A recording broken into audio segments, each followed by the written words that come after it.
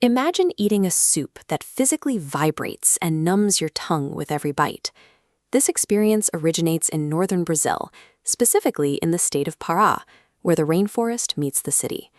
We are preparing the foundation for legendary Amazonian dishes like tacacá, a steaming bowl of fermented yellow broth, an herb called chicoria, a sprig of alfavaca, salt, and crunchy farinha d'água.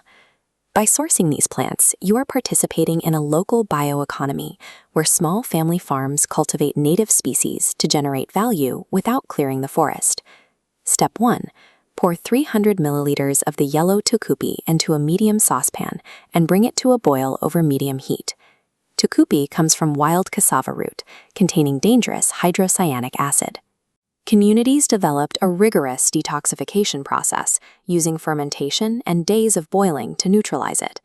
Because of that initial toxicity, the absolute rule for home cooks is to only use tucupi that has been pre-processed, fermented, and thoroughly boiled. This ancient mastery of chemistry transforms a lethal botanical byproduct into a safe, nutrient-dense ingredient, often called liquid gold. Monitor the pan closely. The tucupi must reach a steady rolling boil before you proceed to the next step. Once it bubbles, stir in the chopped chicoria do Pará and 1 whole sprig of alfavaca. Chicoria do Pará, also known as Amazonian culantro, provides a much more pungent and intense aromatic profile than standard cilantro. The alfavaca sprig balances the broth by releasing sweet, fresh herbal notes into the liquid.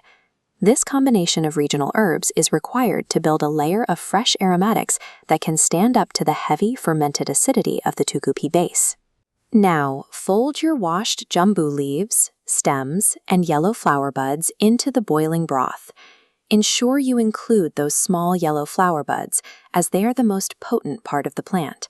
These buds contain the highest concentration of spilanthol, the bioactive compound responsible for the plant's unique properties. When consumed, spilanthol interacts with your nerve receptors to induce a physical, vibrating sensation on the lips and tongue. Adding jambu changes the dish from a standard meal into a tactile, neurological event.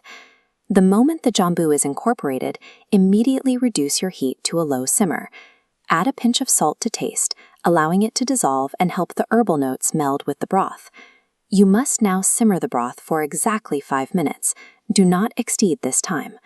Overcooking destroys the spilanthol compound, which eliminates the signature tingle and ruins the texture of the leaves. This final stage of strict timing is what successfully bridges the gap between raw rainforest ingredients and a finished, balanced dish. Turn off the heat and ladle the steaming broth into a deep soup bowl or a traditional cuya gourd. Add the final mandatory touch, a generous handful of farinha d'água sprinkled over the top. This coarse manioc flour provides a structural crunch that contrasts against the silky liquid of the broth. As you taste it, you'll experience a sequence of sharp acidity, deep umami, and then the tremidinha, the addictive buzzing vibration on your lips. By following these steps, you've replicated an ancestral culinary process, turning the unique biodiversity of the Amazon into a single vibrating bowl of soup.